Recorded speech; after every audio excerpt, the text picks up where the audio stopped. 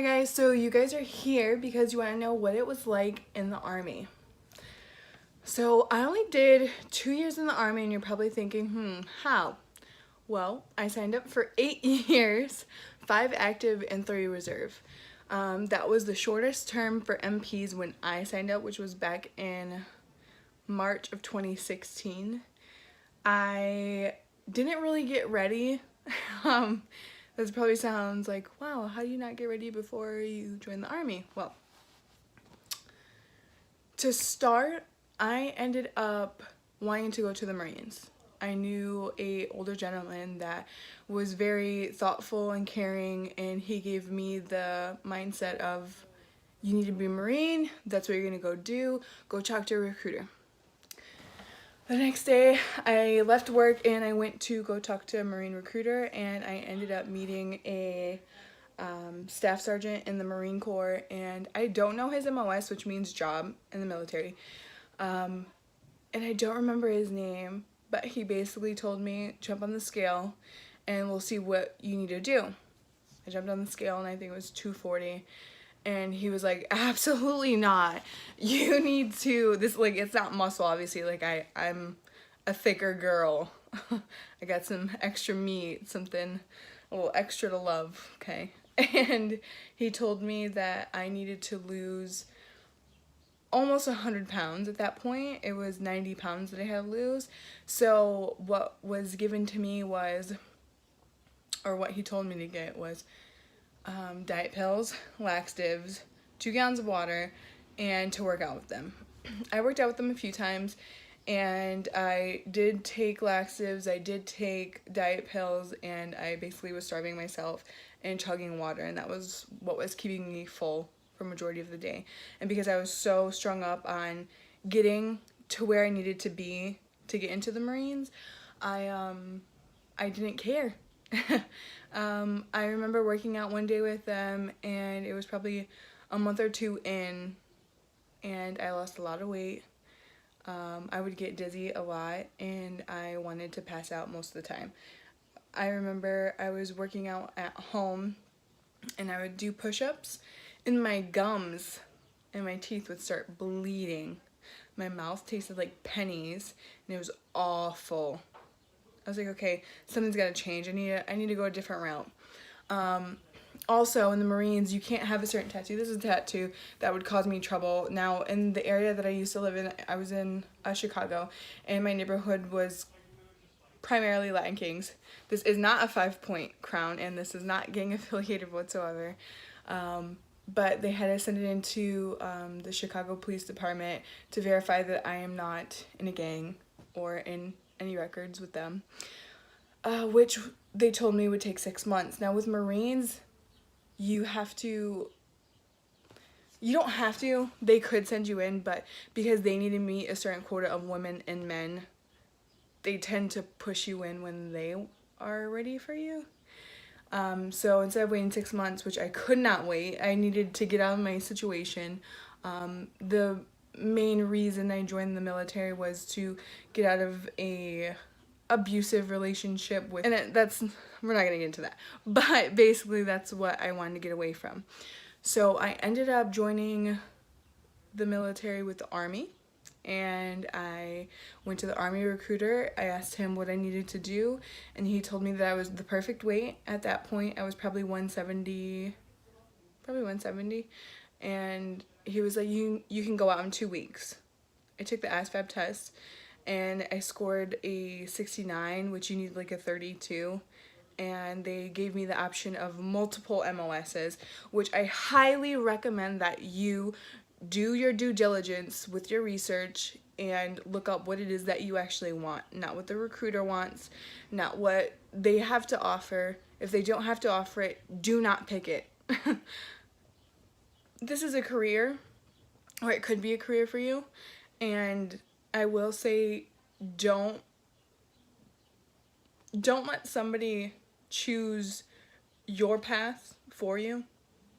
The Marine that I was inspired by that told me to join, he actually was a military police officer, and that's exactly what I wanted to be. he was the father figure that I really didn't have growing up. He was good to me. And he was just a manager at my job at the time, so he really motivated me to do a lot. And I ended up saying that I wanted military police, and they were like, oh, no, you don't need to do that. You could be a vet. You could be, you could go for multiple other jobs with bonuses and things like that. And I was like, no, like, I want to be an MP, which is military police. And they were like, I mean, I can make a phone call for you. And by the way, my Army recruiter was amazing. He's a sergeant first class, and amazing. I think it was David Hernandez, which is sergeant first class Hernandez. Amazing guy and very honest. He didn't sugarcoat anything. I knew what I was getting myself into, and I was ready. So when I joined, I lived my normal 2 weeks. I worked out with the Army recruiters and a few other people that were joining with me, and that's when I met one of my close friends. To this day, we still talk. She lived in the same area as me, and we have a lot of things in common with how we grew up and our lifestyles. So we ended up becoming friends. We shipped out the same day. We were the same MOS, and we ended up being in the same platoon. We got to 42nd, which is in Fort Leonard Wood, Missouri, and if you plan on being a military police officer, you will go there. There's only one place that you go to basic training, and it will be for 6 months. Most people, if you don't pick a certain MOS that has OSET training, you will be put into basic training for 3 months, and then you do your AIT, which is Advanced Individual Training, and that is where you take part in schooling for your specific job. But luckily for MPs, we don't have that opportunity. So 31 Bravo is the MOS that I chose, which is the military police. We did our 6 months of training and our schooling, and we had one day where family could come, and that was at the end, or I guess 2 days. It's family day and then graduation. And I can make a whole video on red phase, blue phase, like every phase that there is, if that's what you guys want to hear, or a packing list if you're interested. I will say it was one of the best decisions in my entire life to join the Army. I have long-lasting friendships that will never end, and just extended family that I wouldn't have gotten anywhere else. The Army is a great place to add some sisters, some brothers, you know. But I will say there are tough times. There are tough things that you will see. There are things that you will never want to remember, or there are great days that you'll remember for the rest of your life and you won't ever forget. I know a lot of people's first questions is, well, how is it in the military as a woman? I will say, as a woman coming in as an MP specifically, I got sent to Fort Polk, Louisiana, and no matter what job, where you are, there will be good leaders and there will be bad leaders. There will be men of higher power that fancy you and will try and use that. And then there's guys that don't really care about where you're from, what your name is, but they want to get in your pants. And then there's other genuine people that want to just know everything about you and become your friend and hang out, you know, just normal things. But I think that's really anywhere in life, and hopefully you're able to stand your ground and be able to say no, especially as an MP.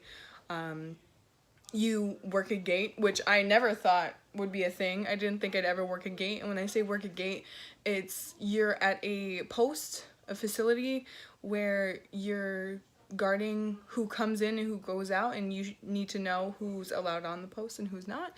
And then you end up, there's people that's like, oh man, I forgot my ID, or oh, like I didn't know, and blah blah, and they'll try and smooth talk into the post, and you have to be able to be firm. If you're not, I highly suggest that you practice or you choose a different MOS. You can be as cute as a button, but you need to have that backbone. People will try and test you as a woman, and I'm sure as a man as well. And when I came in, the first thing that happens is I got to my room. MPs have the best rooms on the post. If you're a single soldier, even if you're dating, you're single to the army, you're not married, so you're single. And you end up living in this place called the barracks. Now, it's kind of like a unisex dorm room. When you live in the place, it's kind of like a hotel. You walk in, you go to your floor, you go to your room, and you share a room with somebody. Your living area, which is the kitchen and the bathroom, you share with somebody, and then you have your own separate room with another person of the same sex, usually around the same rank. I will say that I had one of the best roommates ever on this planet. We're still friends to this day. And I was lucky. I was fortunate. We were both clean freaks, and we're very picky. So it worked out. Now, if you don't have a clean person, or if you're not the clean person, you better start being, because they do random room inspections at any given time. At 10 p.m., a garrison commander came into my room to peek their head in and see how I'm living. And luckily, again, me and my roommate, or my roommate and I, are very clean people, so I didn't get in trouble. And my leadership was very happy. They never had to worry about that with me, though. There are people that will get you in trouble for not being clean, and then you have a GI party, or an eviction if you'd like to call it, and everybody in your platoon, or everybody in your squad, or however they want to do it, however leadership wants it, they will have you move every single thing out of where you live, and you will clean it until they say it's clean. Now, even if you work the next day, even if you had 3 hours of sleep, even if you just got off of work and you work tomorrow, even if you had a 12-hour shift, it's a holiday, it does not matter. If you waste their time, they're going to waste yours. Or if you waste their time, they're going to waste yours. Did I say that right? I don't know. So yes, there are not so great times that you want to give up, times that you're over it, or you wish the contract was shorter. But we'll just say certain things make up for other things. I met the love of my life while I was in the military.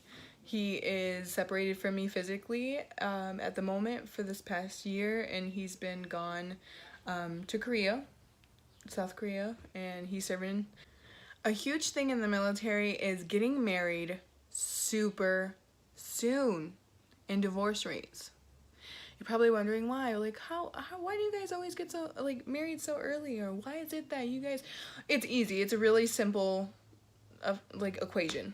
You have 18, 19, 20-year-olds, and we're all in the same frat house, and we all share the same living areas, and we all go to work around the same places, and, mind you, barracks, again, like the hotels, it's not just MPs, but it's the help.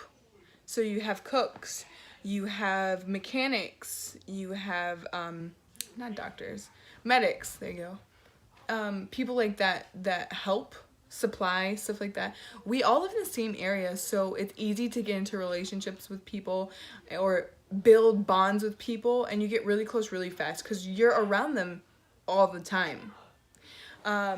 So sometimes it's a very genuine thing. Some people have what is called contract marriages, which is not allowed. Contract marriages are basically me, my best friend, we're talking and we think, I want out of the barracks, I don't want to do a GI party, I want to have my own privacy, live in my own home instead of a room, and I don't want to share with anybody, but I trust you, so let's sign a certificate saying that we get married and let's go get our own house. People do this. This is a thing. Again, I do not recommend it. Definitely against it. you should marry someone when the time's right and when you're in love.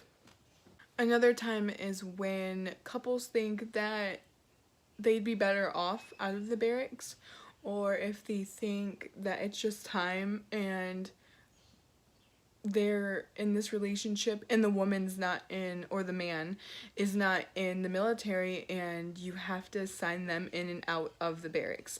This gets annoying. This, I'm sure, is a hassle, and they can't stay overnight. Even on the weekends, they're not allowed to stay overnight. So, I'm sure this is a hindrance to the relationship, which these guidelines aren't a standard for civilians, and it kind of pushes people into that direction of, all right, let's get married, like it's about that time, we've spent so much time together. Or you actually do fall in love and it's just that perfect time and you met the right person and then you get married. That's it. I will say, for my husband and I, we lived a few doors down and we would stay in each other's rooms. It was always, we basically lived with each other a week in, and it moved super fast, and within a year we got married, and still married to this day. A lot of people end up getting divorces due to moving too quick, or not having that actual love and it's a contract, or whatever it may be, but it makes sense when certain circumstances are met. If you do choose to be an MP, I highly suggest preparing for certain things. I can't say that you can prepare for everything, but I do think that mentally you should know that there are things that you might need to speak to somebody about. If you are ever concerned about your mental health or your safety or whatever it may be, you should talk to somebody. There's always somebody to talk to. Never feel that there isn't someone you can talk to. There are representatives for all types of different programs in the Army. Suicide is real. Sexual harassment is real. And there are people and resources you can always go to. I will say there are SHARP representatives, which is the Sexual Harassment Awareness Reporting Program. And there are reps in your platoon, possibly in your company for a fact, in your battalion, on your post. If you don't feel safe talking to any of those people or comfortable, there are what is it called?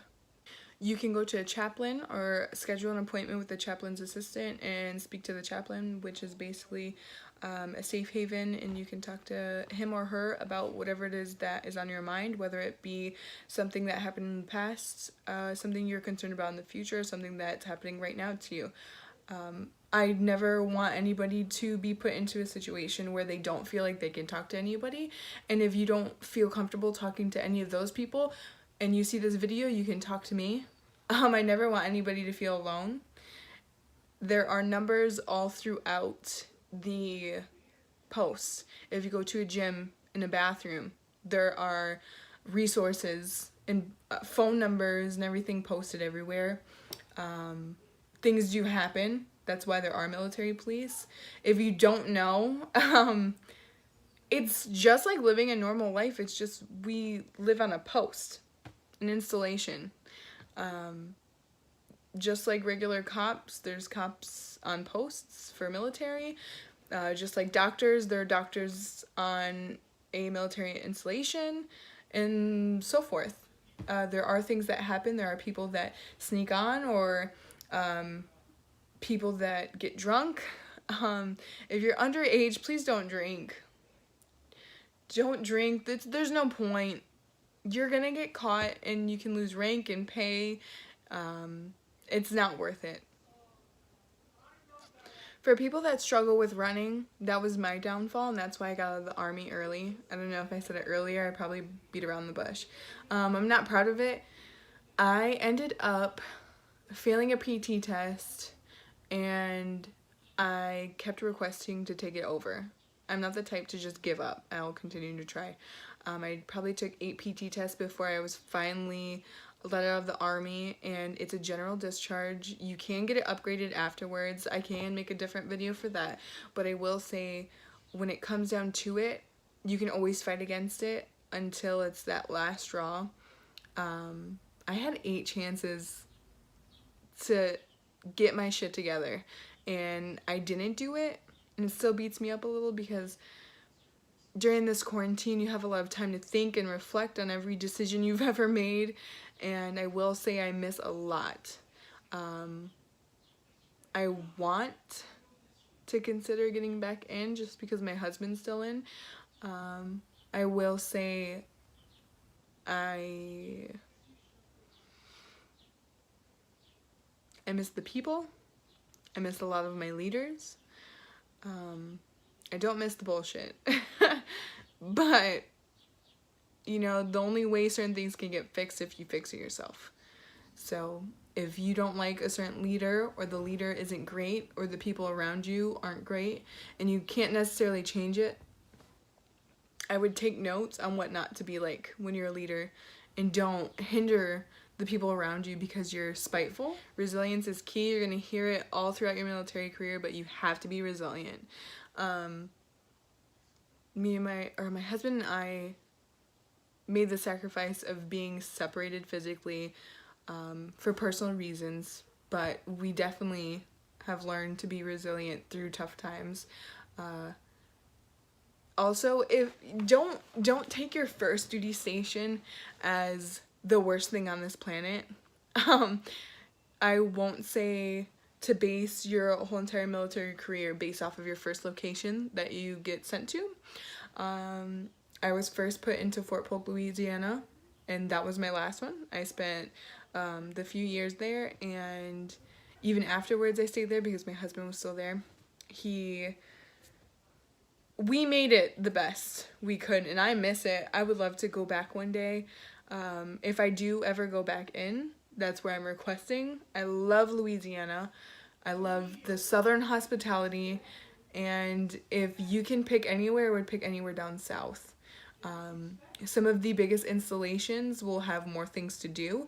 Fort Polk, Louisiana doesn't have too many things to do, but I will say it's near New Orleans. It's 4 hours away. Baton Rouge is 3 hours away. Alec is 1 hour away. In DeRidder and Leesville, I mean, they have a Walmart. I don't need much to be happy. I just need the people that I love to surround me, and I'm fine. I still have these incredible friendships, and now we're all scattered around the United States and out of the United States, around the world, really. So I will say the military is great, and I highly recommend anybody give it a chance, whether it be for college, whether it be for healthcare, to get out of a situation, to start a career, to be brave. Only 2% of the world can do it. So definitely recommend you to try, and I'm sure you'll succeed. Thank you guys for watching this video. It's a little longer than my normal ones, but this is just me talking, and if you have any questions, please by all means comment down below or send me a message and I'll make another video. Bye guys.